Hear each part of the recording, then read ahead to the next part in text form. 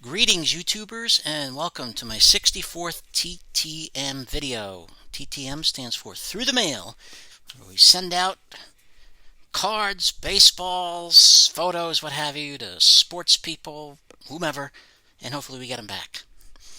Today I will share with you two returns that I got in the mail this week. A couple of good ones. Well, actually three, but technically it's two. And a return that's been sitting in my son's room for over a year. Once we cleaned it out, I found this envelope. He forgot to give it to me a year later. I'll tell you about that. Plus one fan pack that I actually got in the mail. I've been sending a bunch out to see what I could get. And a couple of shoutouts to some great channels. A couple care packages from great channels. And the winner of the Dwight Gooden photo. Yes, the giveaway's still going on. I said it would be slow, so taking my time on that. Let's start out with some shout-outs to some great channels. First shout-out, channel I just got with is Liberty Sports Cards. He does TTMs.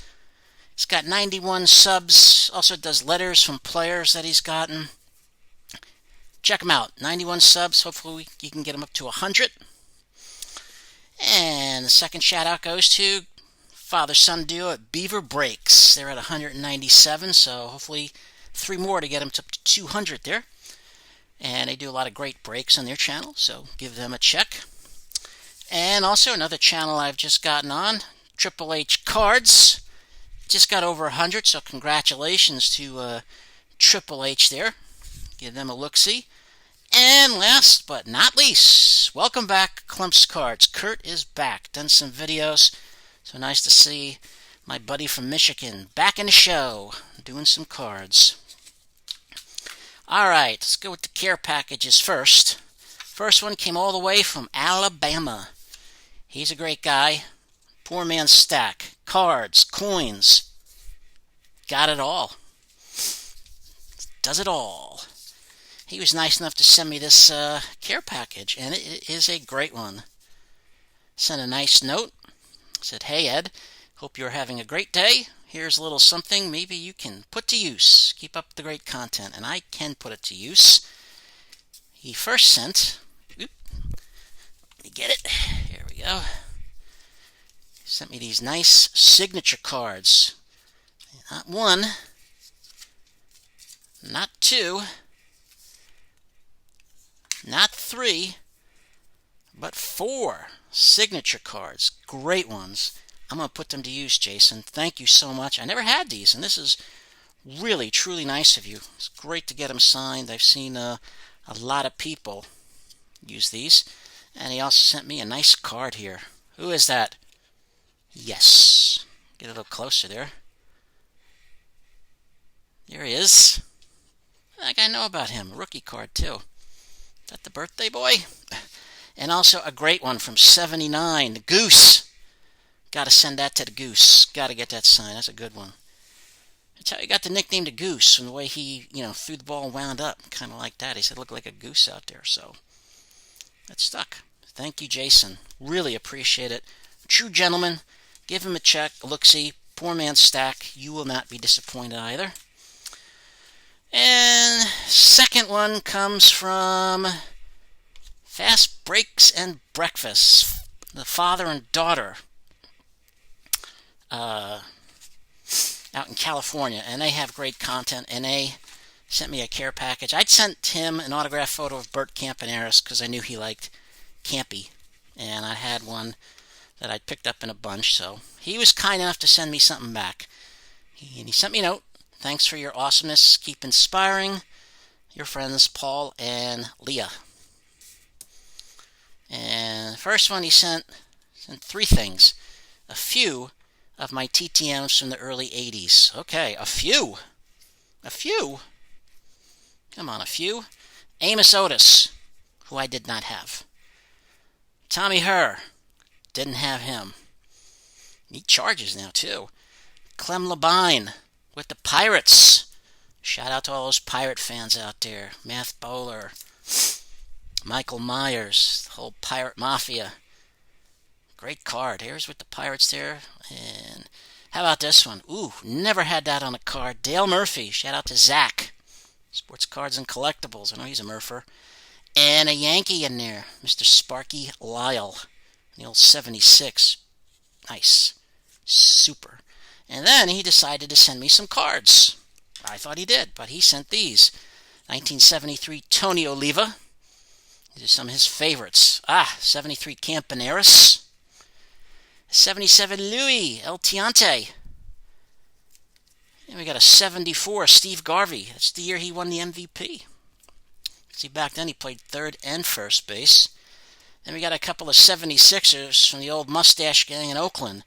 Hall of Famer Rally Fingers. And Mr. October, Reggie Jackson. Great cards. And then he also was nice enough to give me something extra. Series 2 box. I haven't gotten any Series 2 cards, so Paul and Leah, thank you so much. Wow, that is incredible.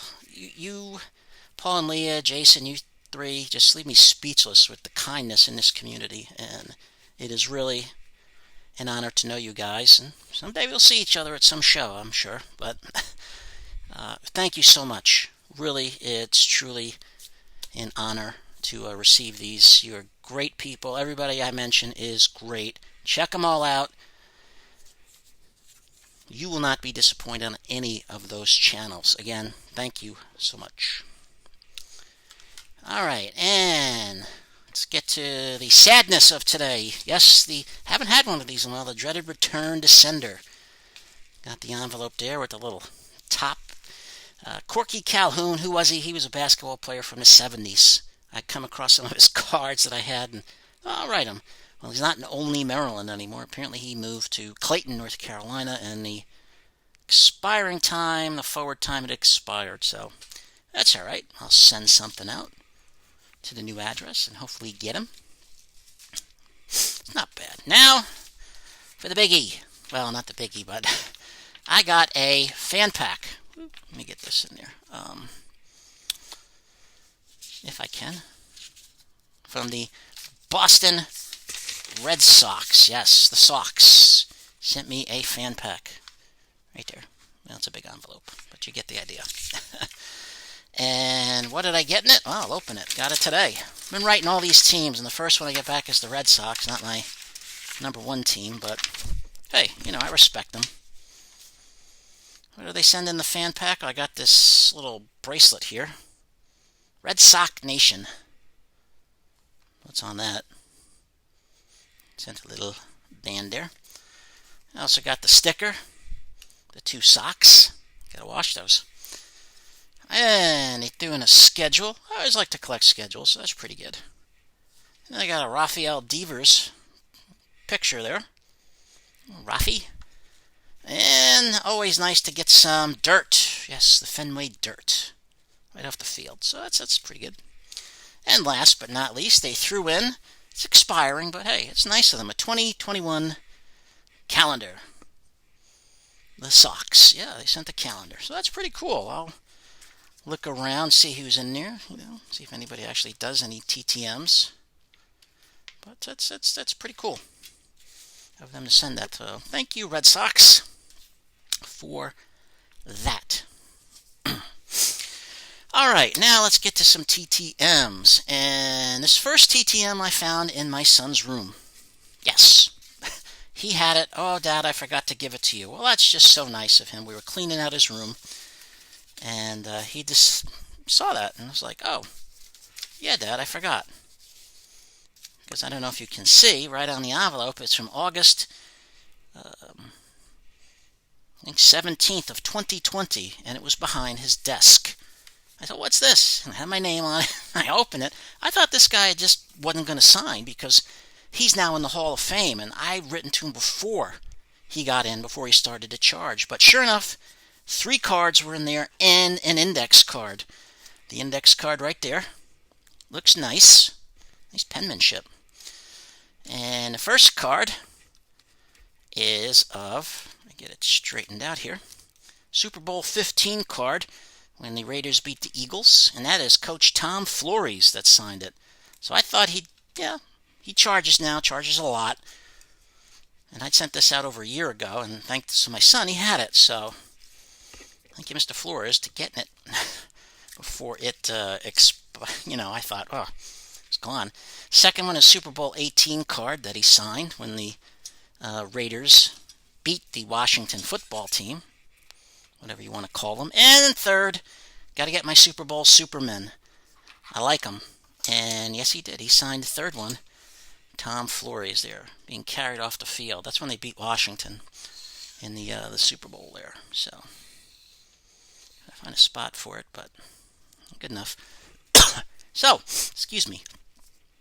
It did take not that long from when I sent it, but from my son's desk behind it to here. It took a year. It came from California. Thomas Raymond Flores. Give you a little information about the Hall of Famer now. Goes by Tom. Was born on March 21st, 1937 in Sanger, California, up there in Fresno County. He's 84. He spent 2 years at Fresno City College as a quarterback. He was also the student council president. He received an academic scholarship to study at the College of the Pacific, which is now the University of the Pacific, and graduated in the class of 1958. He did go undrafted in the NFL draft that year.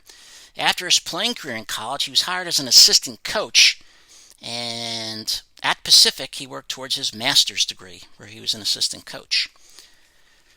He tried out for the Canadian Football League in 1958, but was cut by the Calgary Stampeders. He did play semi-pro football out in California, and tried out with the Washington football team in 1959, but was unsuccessful in that endeavor. In 1960, the American Football League came about, and Tom Flores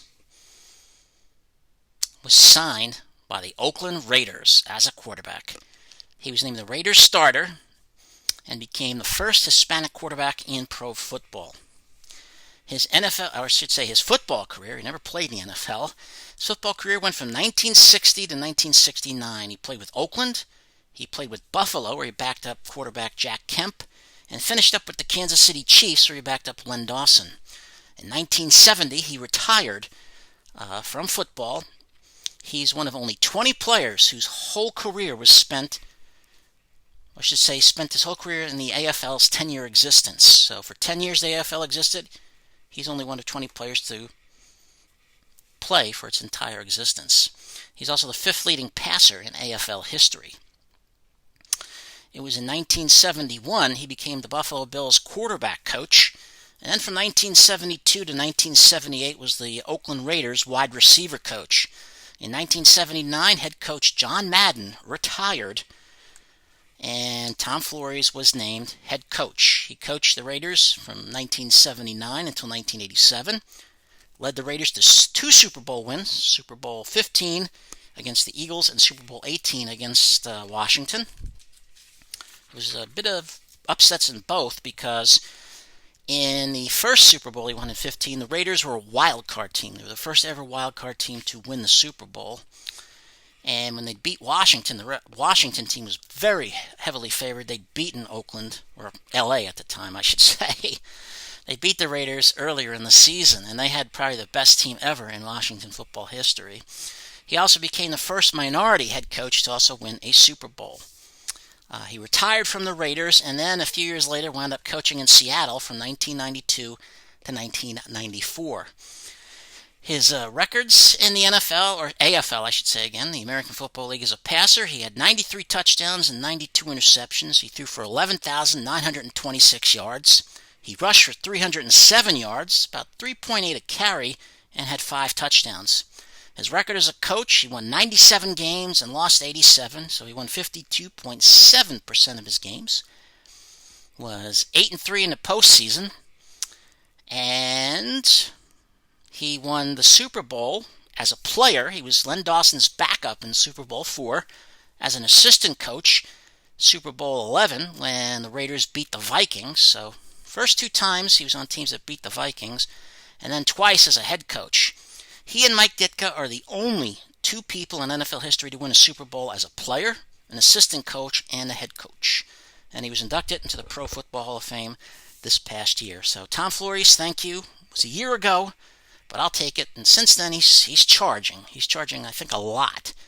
But thanks to my son, who kept this, "Oh, it fell behind my desk, Dad." Well, can't get mad because I got it. He signed the nice cards, and the index card looked great, so thank you, sir. Now the second one, get these out of here, came in kind of two parts. I'd sent off a photo I thought wasn't coming back, and so I said, well, I must have gotten lost. So then I sent him two cards, and the cards came back. The photo took about,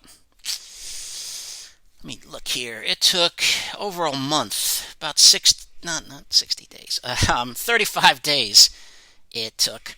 And he signed a photo of him wearing the old Bucks uni. I like that, the creamsicle with the little pirate on the side there, Bucko Bruce. And then he signed two cards I sent him. 1976 one with the Bills, and this card from the University of Arkansas. That's Joe Ferguson you see right there. I didn't get him with the other teams he played for, but I'm thankful. The cards only took 14 days, so I don't know what happened. Crossed paths, I guess. Now, Joe Ferguson, a little bit about him. Joseph Carlton Ferguson Jr., better known as Joe, was born April 23rd, 1950 in Alvin, Texas. He's 71. Alvin, same place as Nolan Ryan. His high school was in Shreveport, Louisiana, where he guided his team to a Class AAA state championship in 1968. He went to Woodlawn High School, was their starting quarterback. The guy before him, he went to Louisiana Tech and eventually got drafted by the Steelers, and his name was Terry Bradshaw, I believe. In college, he attended the University of Arkansas, and he held the school record for the most completions in a single game with 31 against the University of Texas A&M, or Texas A&M University, in 1971. Held that until it was broken in 2012. In the 1973 NFL Draft, he was selected in the third round with the 57th pick by the Buffalo Bills. Played in the NFL from 1973 until 1990. Played with Buffalo, which is where he's most famous for, Detroit, Tampa Bay, and finished up in Indianapolis. He came out of retirement in 1995 for a few games with the San Antonio Texans of the Canadian Football League, back when Canada expanded to the United States for just a couple of seasons. At one time, he shared the NFL record of the most consecutive starts with Ron Jaworski with 107, until he was replaced on September 30th, 1984, by, drumroll, Joe Dufek. Yeah, you can find him in the history books. I believe he went to Yale. He had a 1-3 record in the postseason overall. He beat the team he beat once was the New York Jets in 1981. In 1980, in a playoff loss to San Diego, he played the entire game with a sprained ankle. In his career, he threw 196 touchdowns, 209 interceptions, had 29,817 passing yards, and had 1,217 rushing yards in his career with 11 rushing touchdowns. He also was sacked 312 times and had 2 receptions for -9 yards. He led the NFL in passing in 1977 and was the passing touchdown leader in the NFL in 1975, and is a member of the Buffalo Bills Wall of Fame. Mr. Ferguson in 2005 was diagnosed with lymphoma cancer, and then in 2008 he was diagnosed with leukemia, but it's been reported that he has recovered from both, so hope that's true and stays true, because, he's got a lot more years to live. There was no fee. It came from, I mailed it out to Arkansas. That's where he lives, so shout out to Adam. He lives out there in Arkansas. So thank you, Mr. Ferguson. And there, I thought you forgot about me, but you didn't. Had to give him the creamsicle. I like those. Little pirate on the side there. And this final TTM came all the way from the north, from where I am at least. And it took about 14 days. I did include $10. And this gentleman wrote on the back. He said, thank you, or thanks for the 2 Green State Lagers. So I included $10, and you got 2 Green State Lagers. Perfect. 2 beers. Can't argue with that. And that's from the member of the 1975 American League champion Boston Red Sox, and that's Mr. Bill Lee. And he did put Earth 2021 on the bottom, signed it. And on the top, I did ask him to inscribed somewhere on the ball, 1975 AL champs, which he did. Sweet. $10, you can't beat that. Now, a little bit about Mr. William Francis Lee, better known as Bill, the Spaceman. Born December 28, 1946 in Burbank, California. He's 74. His grandfather, William Lee Sr., was an infielder for the Hollywood Stars of the old Pacific Coast League, and his aunt Annabelle Lee was a pitcher for the All-American Girls Professional Baseball League.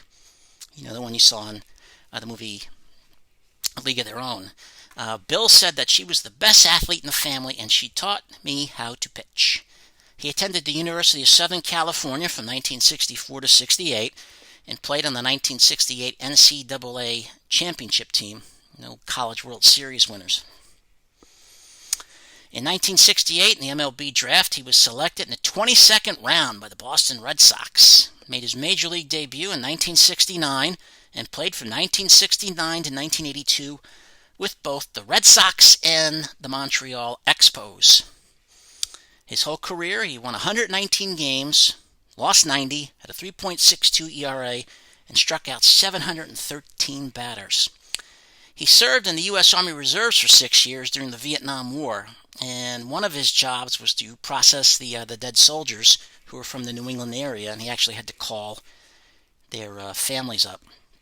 So that was a real tough job right there. That's hard. I don't know if I could do that. That's really hard.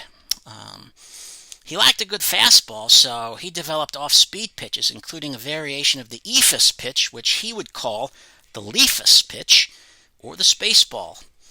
Lee was the last Red Sox player to miss time during the season for his military obligation with the Army Reserves. That was back in 70. He did some Army Reserve time. He was used almost exclusively as a relief pitcher during his first 4 years, but in 1973 he was used as a starting pitcher.